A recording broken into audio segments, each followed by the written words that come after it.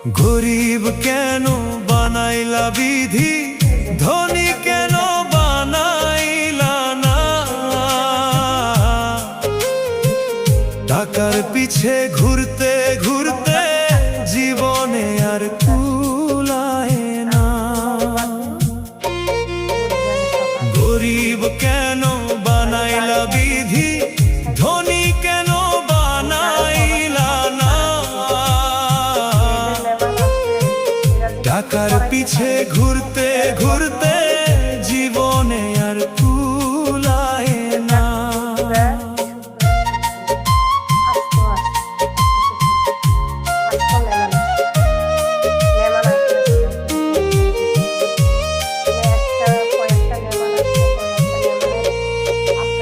গরিবের দুঃখ গরিবই বুঝে, ধনীর চোখে পড়ে না। মানে কি বলবো, হাতে পায়ের ব্যথা হইতে গেছে। তো বিষয়টা হইল কি, যে আসলে কথাটা আমি কেমনে বলি, মানে আমার নিজের কাছে মানে একটা অপরিচিত লাগে যে এই কথাটা কেমনে বলতে পারি। তো আসলে না বলেও পারতেছি না, মনের ভিতরে যে কেমন কেমন একটা করতেছে, যে আসলে আমরা প্রবাসীরা কেমন পরের কাজ করা। আমার ম্যাডাম উড়ি বলে কি, তুই তো 3 দিন ভরা কাজ কর, 2 দিন ভরা, এটা দিছে কালকে, বৃহস্পতিবার দিন কালকে দিছে।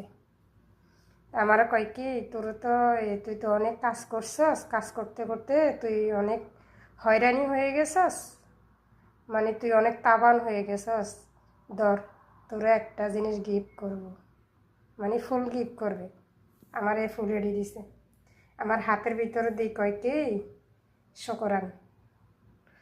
তো আসলে মানে এদের সাথে তো আর মন খারাপ করে কোনো লাভ নেই, কারণ এরা তো আমার ঘরে মাস শেষ বেতন দেয়, তাই না?